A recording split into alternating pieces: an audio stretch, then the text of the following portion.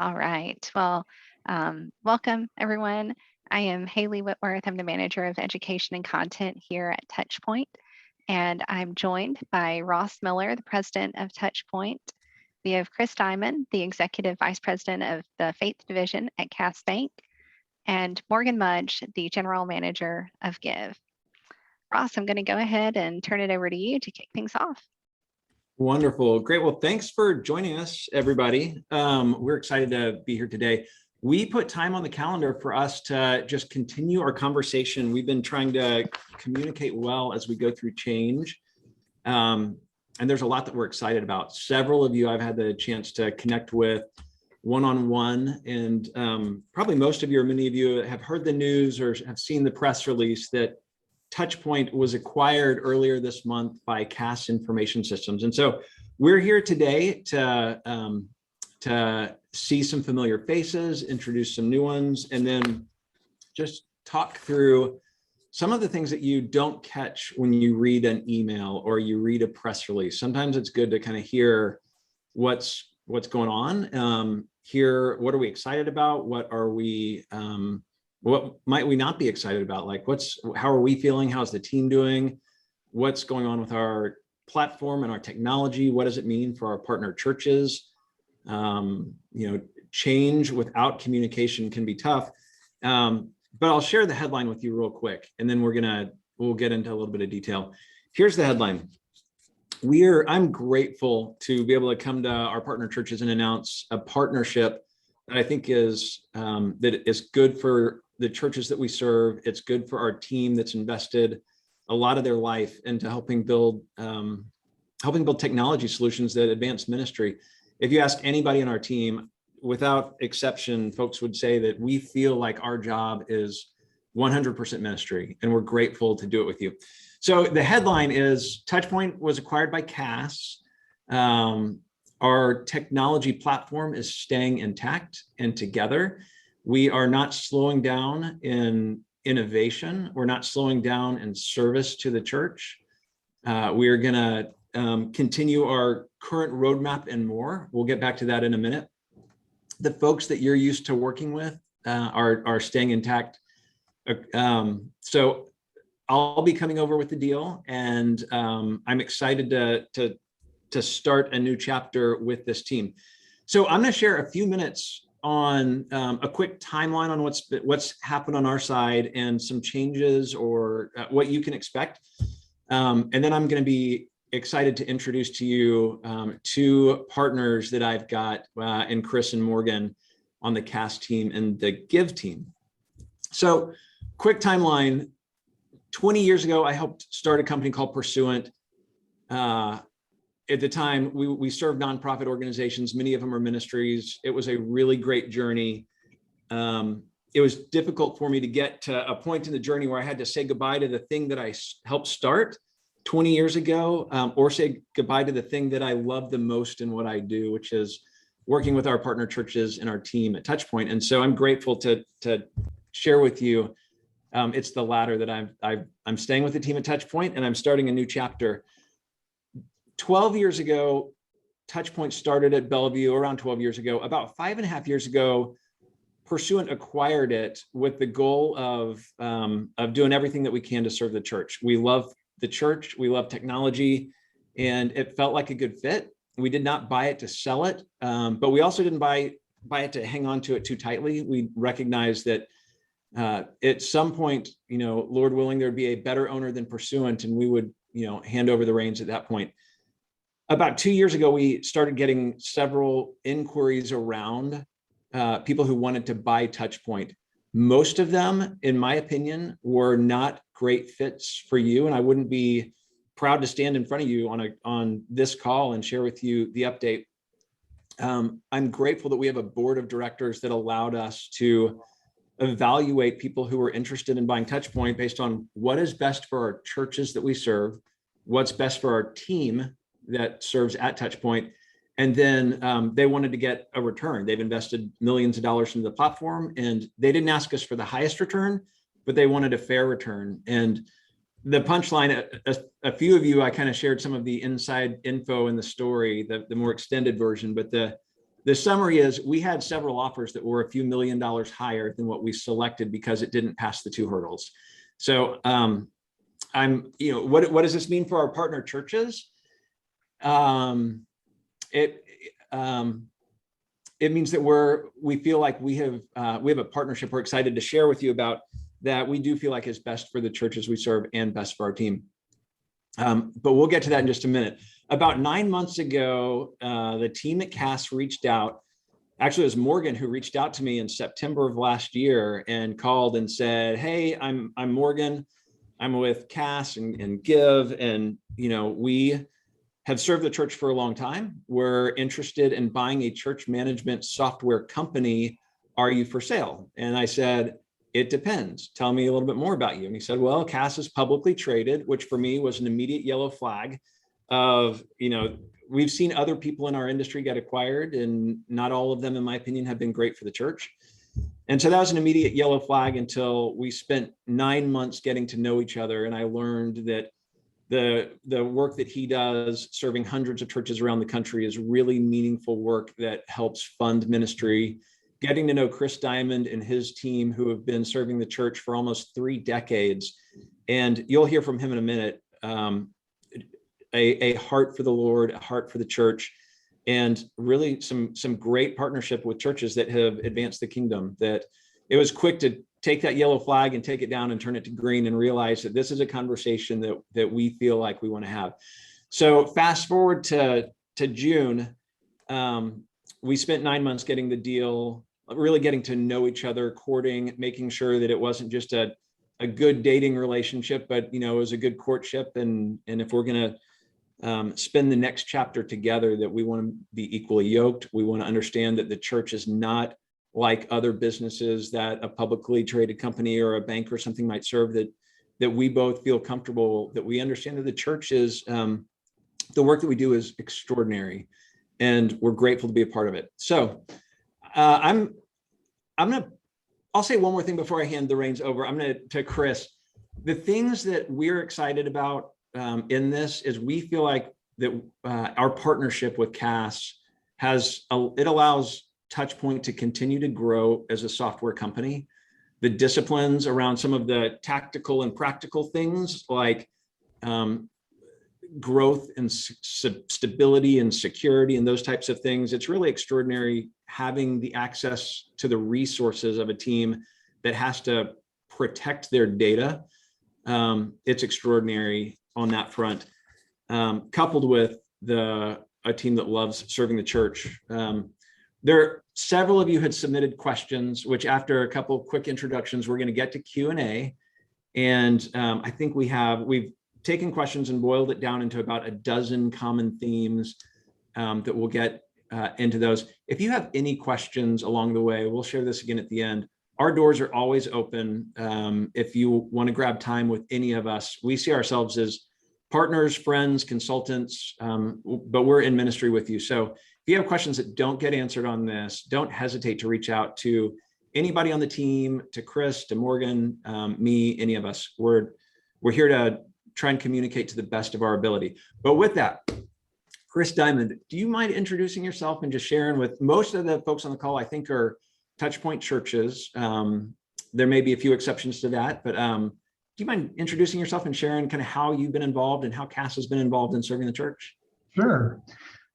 As Ross said, I'm Chris Diamond, and I head up the faith-based lending services primarily, but we have all kinds of other, banking services that we offer our clients. And, my job is to introduce Cass Bank and what we do here. But you heard Ross say that, they were acquired by Cass Information Systems. Well, wait a minute. Is it Cass Information Systems? Is it Cass Bank? Well, I work for the subsidiary called Cass Commercial Bank. But in order to tell that story, you kind of understand the history of Cass. Cass was founded in 1906, and it was as Cass Avenue Bank in St. Louis, Missouri. So that's where the name comes from. Cass is not an acronym for anything. I'd like to say that, Christ is the lead, and that's the C, and but that's not true. It's Cass Avenue Bank, and that's where the name comes from. Founded by 4 businessmen in the city of St. Louis back in 1906. So when I came across Cass, and I can just tell you my story, my journey with Cass, and I was praying in and around 1994. I was going through a transition, and I wanted my work, my daily activities to have meaning. And so I was just, I borrowed the attic in an art studio of a friend, and I was journaling and praying. And in that journal, 2 words kept surfacing, and that was kingdom and finance. And at that time I went, okay, Lord, what does that mean? About a week later, I was introduced to an executive from Cass Bank at church. And we hit it off, started this relationship, was hired by the bank. And I thought that was my answer. I thought kingdom and finance, well, it's a bank. Well, there's the finance piece. And, kingdom, it's run by believers. And these were genuine people. I met Larry Collette, who was the chairman of the bank at the time. He was only the 4th chairman in 100 years at the bank. And, his desire was to serve Christ. He's one of the most prayerful men that I've ever met in my life. This guy is connected to Jesus, and he was always saying things like, well, the Father said to me, and it's just like, and he had this genuine relationship with Christ that, you believed in. And so at the time, the Lord got his attention through a series of circumstances at the bank about lending to churches, and took it to the board, by the way, who weren't all Christians, at the time, and took them the idea, and they had an immediate response of, like, most bank board members do. Oh, well, you don't want to do that. Single purpose facility. What happens if you have to foreclose? All of those kinds of thinking. But Larry became convinced that the Lord was calling us to this. And a group of us, again, were committed to the idea, the notion of serving the church in this way. So being an MBA, Larry started to develop a marketing plan for this. And then he said the Lord told him, no, don't do that. Go where I tell you to go. And Larry struggled with that for a little bit, but then, being obedient, he said, okay, Lord. And so we started this thing without a marketing plan, except to make contacts, to begin to build relationships, and particularly in the city of St. Louis, where our first loans were made to churches. And so one relationship led to another relationship, led to another relationship. And that is really the way that we have some things that we hold closely, and that is God is a God of relationship, and that's who we want to be. So we're very relational. In fact, sitting here talking to Ross, I love talking to Ross, I love talking to Morgan, but I can't see your faces. It's difficult for me to, kind of, unless you have that eye contact, the connection, these things are a little bit difficult. But there was 2 clear things that came out of my call. One was to protect pastors. They have the hardest job in the world. So, to keep them out of financial trouble was a clear calling for me. And then, our call was to counsel before it was anything else. That God probably isn't going to ask us a lot about our loan portfolio when we meet him, but he just might ask us, how did you treat my people? So that's what we think we're responsible for in this process. There's a couple of things I wanted to, share with you. This is not an insignificant portion of what the bank does. Today, 40% of our outstanding loans are to churches and ministries across the country. We have a board-imposed limit of 60%. I don't know of another institution, particularly a publicly traded institution, that can say that. We just have a heartfelt call to serve the church. So this relationship with TouchPoint and with Gyve are expressions of that call.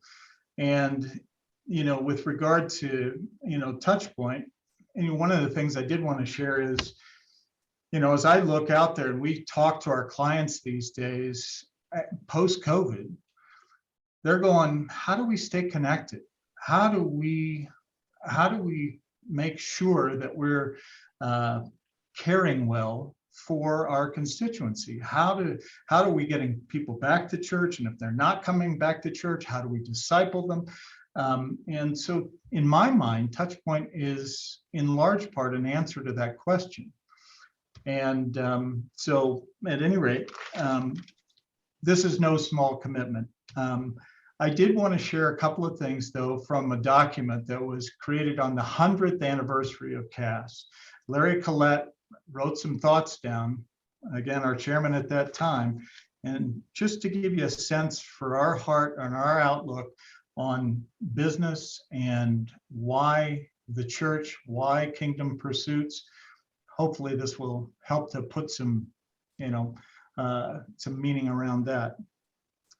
There's so much to this document, but I'm going to read you 3 short paragraphs, and then I'm going to turn it over to Morgan, who's been at CAS the last several years and has become a good friend. We believe in the sovereignty of God.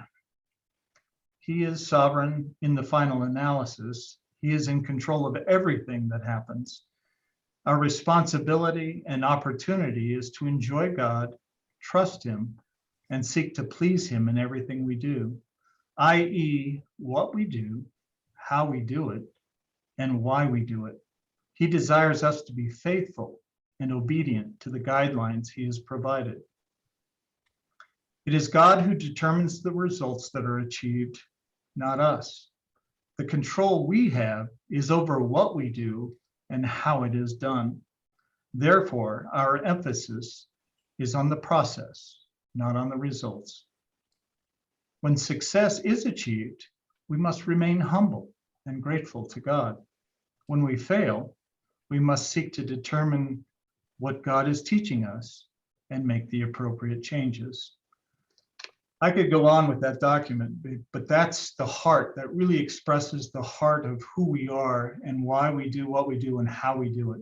And so with that, I want to introduce Morgan, who's with Gyve and has come to the organization in the last couple of years. And again, as I said, become a good friend. Hey, thanks, Chris. So yeah, we sold Gyve to CAS about 2 years ago. So I just want to say, trust me when I say I fully understand what you're all going through, what you're thinking about, the questions, the concerns, all of that. I'd love to tell you our quick story because our story is actually very similar to TouchPoint's. So I started attending 242 Community Church in Destin, Michigan in about 2006. Over that time, we saw our church grow from about 400 weekly attendance to just over 10,000. We fell in love with the church from day one. A little backstory, my wife and I both grew up in a Christian household, but to be honest, kind of fell away from our faith during college and early marriage. But because of this church's vision for the community, we actually started giving in a way that quite frankly outpaced where we were in our faith. It actually took years for our faith to catch up to where our generosity was, but that's because of what this church was doing and their vision for what they wanted to be in the community. So in 2016, I had an idea for an app that would, of course, do the normal things, the one-times, the recurring giving, but really focus on the non-givers so that they could experience the type of generosity and faith journey that my wife and I had. So the original idea was actually just a little app for our church, call it a garage project. But fast forward after all the development, and when our church switched from one of our biggest competitors out there, everybody on this call would know the name, to our new little app, they saw a huge growth in not only first-time givers, but overall generosity in the church. So Of course, with that, we started getting calls from other churches as well, asking if they could use it, which was not the original goal. So all of a sudden we had a little business on our hands, and it's just been a huge blessing and a lot of fun to see just how God has taken this little idea and broadened it into what it is today. So it's just been a fun journey. Now for the part that I'm sure a lot of you are a little bit more interested in is, how did we end up with CAS? Well, a couple of years ago, I got a call from Dwight, who is the president of Cass Bank, and he said he wanted to come to Michigan and meet us all. So he came out with Chris, and we ended up having a great conversation, talked for about 2 hours about family, life, serving the church, that kind of stuff. But finally I said, listen, gents, thanks for coming out, but what made you fly from St. Louis to Michigan today to have this conversation? And that's when Dwight said that they were actually interested in purchasing Gyve because they thought it'd be a great complement and into what Chris's team's doing here. Well, we weren't looking to sell, so we politely said no. But Dwight was persistent, and over the next year, as Chris said, we kind of started dating. And just as I got to know these guys more and got to see their heart for the church, it became more and more clear that it was not only the right thing to do for our little company, but it was also, but more importantly, it was the right thing to do for the churches we serve. It just gave us the resources we needed to grow and to create the technologies that the churches needed as well. So that's our quick story. All right. Well, thank you all. I'm going to go ahead and move us into the Q&A. We had lots of really good questions that were submitted, so thank you everyone for that. And the first one is to Ross, and it is TouchPoint going away? Will product support change? How will this transition have an effect in our use of TouchPoint? Great, I'll take that one. And Haley, will you pull up Shay's question down like 6 or so questions more? I'm going to tackle that one next because it came up in the queue and I want to do that one sooner than later. Okay. Is TouchPoint going away? TouchPoint is not going away. Cass has done 2 acquisitions. This is not a roll up. This is a, what can we do strategically to serve churches well? So our charge, we had private equity groups who wanted to buy us and cut our development team in half. That's not what we're doing. We're being asked very different questions around how do we become more relevant and how do we grow serving the church. Will product support change was the second half of that. The same people who have been engaging with you on support, they're all staying with us. So the team's sticking together. You won't see changes on that front. We're actually posting for new folks on the team. So we're going to just continue to invest and grow there. And how will this affect our use of TouchPoint? We'll get into that in some of the questions coming up. Our roadmap, what you're going to see is our roadmap is, we're sticking with our roadmap, and I'll get into roadmap in a little bit. There won't be a lot of changes. Haley, will you ask Shay's question? Because it ties into this. Yes. Will we be encouraged to change processors? Will there be any changes to platforms, extensions for donation portals? So I felt like that was probably, that was a really well-worded question, just like in the chat. Are you going to make me change our giving? Because we've seen most acquisitions, that is the tactic. We have folks that want to get into we call it, put their hand in the cookie jar. One of the companies that made a higher offer than Cass did, we had offers from payments companies, and all they really cared about was, how many points do you think we could get away from the church? I'm like, that is not us. If you know TouchPoint, we've never, it's never been a revenue generator for us. Our goal was to leave as much money at the church as possible and not take a percentage of giving. What we learned is that the payments companies that we integrate with take a bigger percentage, and it doesn't end up staying at the church. So to answer the question, we're not forcing any of our churches to change what they're doing. We normally do integrations when a church needs it and it makes sense. Sometimes we'll end an integration if we only have 1 or 2 churches on it and we feel like it's not great technology and expensive, but all of that's staying the same. Here's what I hope that you hear. I hope that you see that we are investing in solutions that I think that you're going to be interested in. And our approach is, we want to earn the right to ask. We want you to say, that's compelling. It's fairly priced. It's technology that's going to take somebody who's never engaged in giving and become a first-time giver. There's some amazing solutions, like analytics around. We're excited to share with you. I could go deep, but in the sake of time, because we have a few minutes left, and I think we're going to go over, for those of you that want to stay on, we're going to go over, Haley, 5 or 10. I think that sounds good. Okay. All right. So then the next question, what led Cass to purchase TouchPoint, and what impact is a bank owning TouchPoint going to have in the focus and functionality of TouchPoint? Chris, it looks like you're on mute. Somebody had to do that before we finished.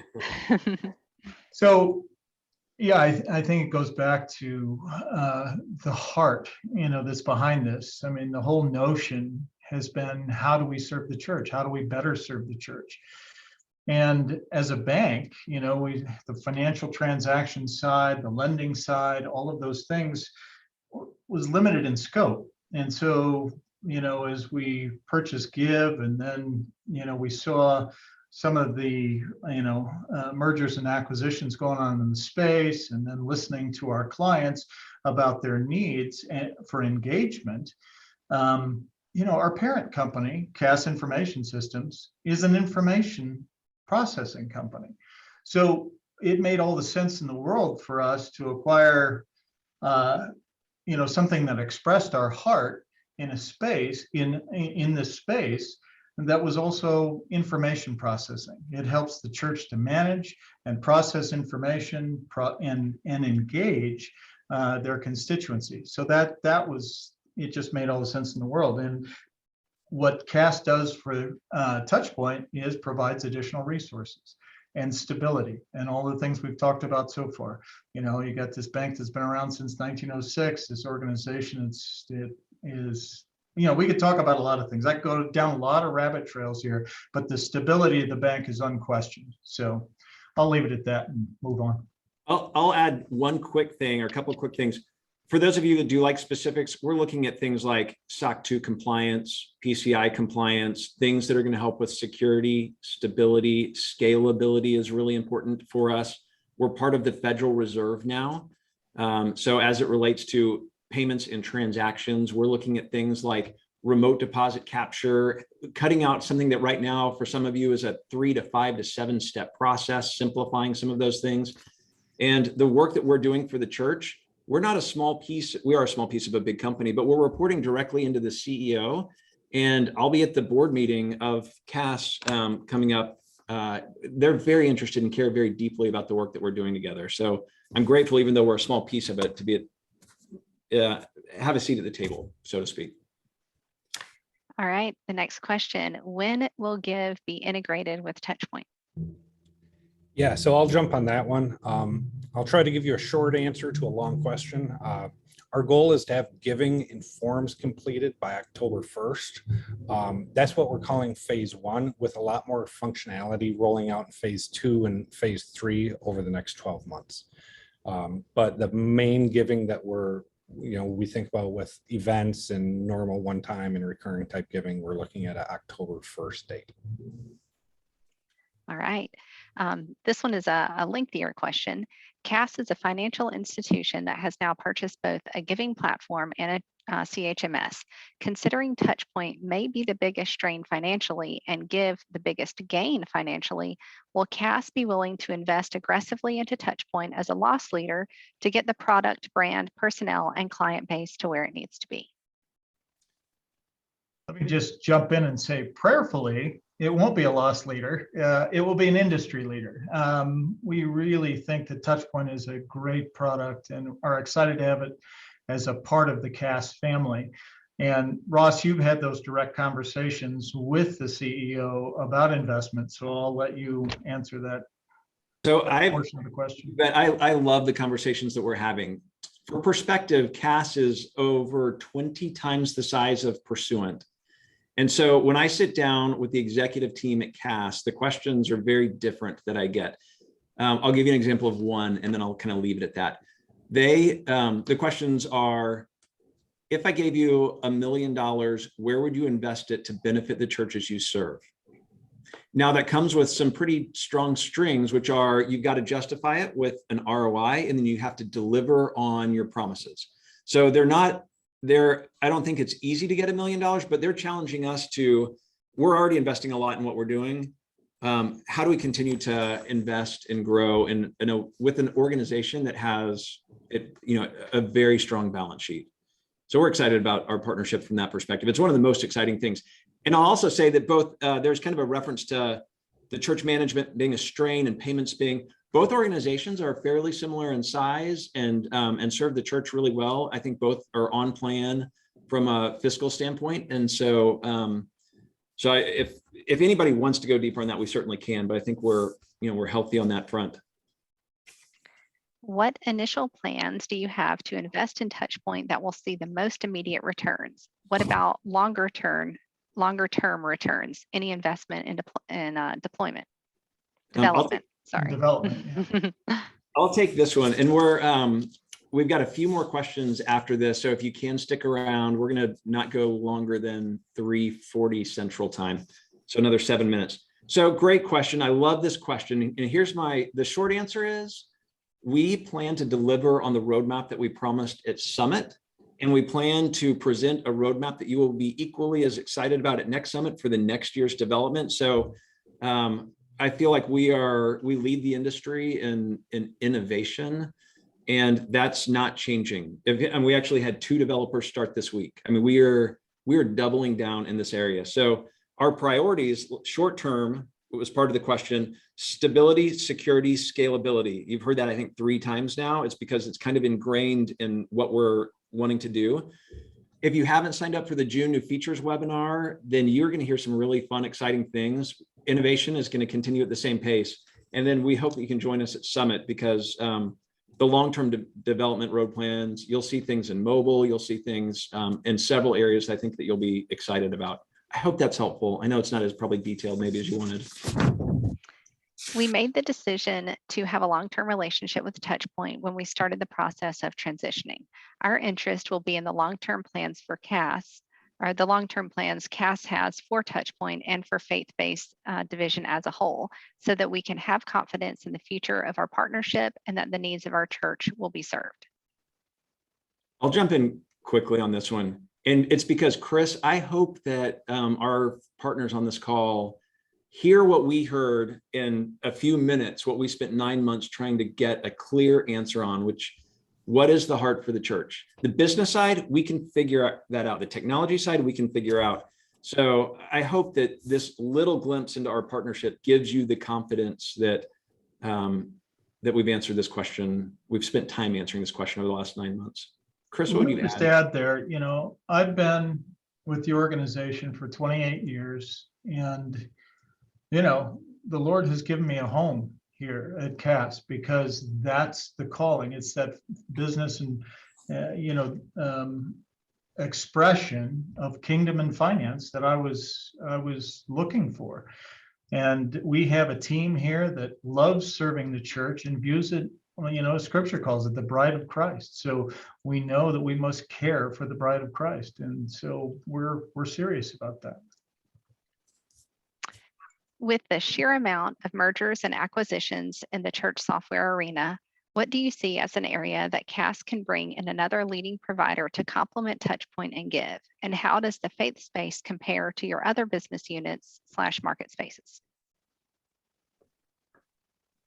Well, let me I start with the last part of that question first, I guess. And how does our faith-based space is the largest space at CAS at 40% of outstanding loans. I mean, we've invested over $1 billion in church and ministry loans, and presently, our loan portfolio, as I said, is about 40%, with the capacity to go to 60% of the assets of the organization. We're a very niche focused bank. We have McDonald's franchisees, we have a leasing division, and we have a C&I division that, operates in and around St. Louis. That's it. That's our focus. And so faith-based has been the largest segment of our business for the last 20 years. So that gives you some idea of our commitment to the space and our ultimate focus in the space. We're down to our final two questions here. Are there any future plans to add a financial reporting module to TouchPoint? Yes. So this is one of the things I'm actually most passionate about. Something we haven't talked about yet, though, is when we first started Gyve, we really dove very deeply into the financial reporting that we offer. I'll go as far as saying we probably do more in-house financial reporting than any other giving provider.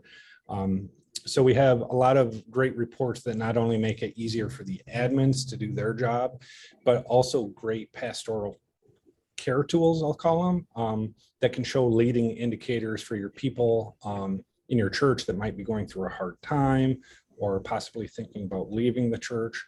So we're really excited about bringing those tools over to TouchPoint. That being said, so I set expectations correctly. Those are planned to be moved over during phase 2 and phase 3 of integration between TouchPoint and Gyve. There is another one, Haley, about the other benefits that might come that I'd just like to mention briefly.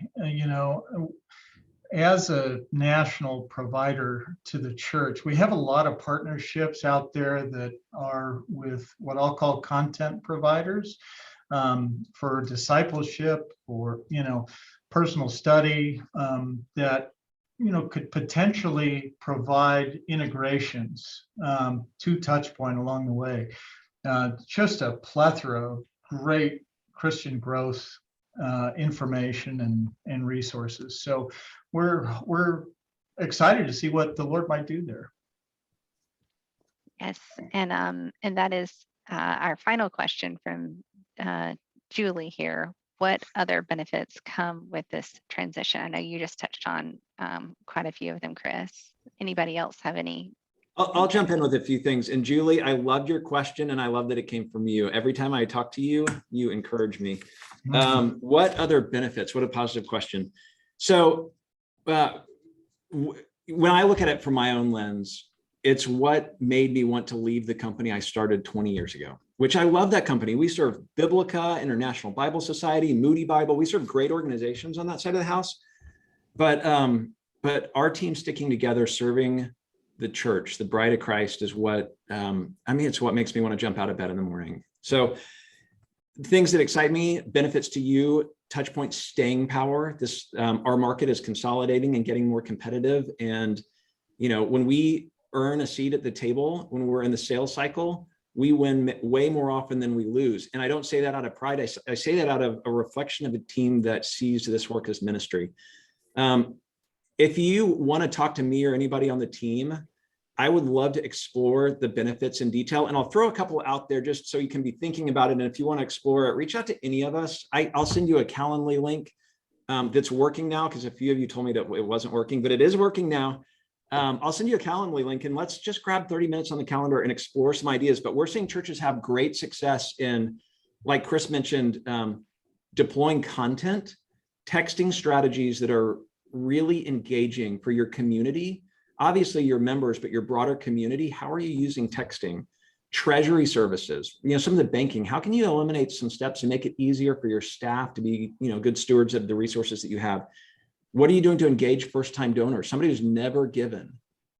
Giving is such an important piece of the journey. And there's some strategies that were attractive to us when we were getting to know Gyve that we didn't see. And we work with a lot of payment processors. Engaging non-donors, becoming first-time givers was a huge strength of what Morgan and his team built. We have a number of churches that are doing sponsored development. So if we're not getting things done on the roadmap that are important to you, we have some ways to do that. If your team needs some support, we've got consulting services. We're seeing some churches really benefit in their ministry work by saying, hey, let's pull somebody in who understands this and has seen it with other churches. And it doesn't have to be through us. Earlier today, I connected a friend at one church with a friend at another church, and they're working with each other on an accounting integration. And so, my part in it is I said, I'll call 3 or 4 churches that are, right about your same size and just ask what do they like and what do they not like. So if I can serve you in that way, or if any of us can serve you in that way, then let us know. But we're excited about several of the benefits of coming together. Thank you for going long. It looks like pretty much everybody stayed. So we're really grateful. I know we went over our time. So thanks so much. And again, if you have any questions, please let us know. We want to do our best to communicate well. And Chris and Morgan, thanks you guys for jumping on as well. Haley, as always, you're the best moderator. Thank you. Thank you, everyone. Thank you all so Thank you much. all.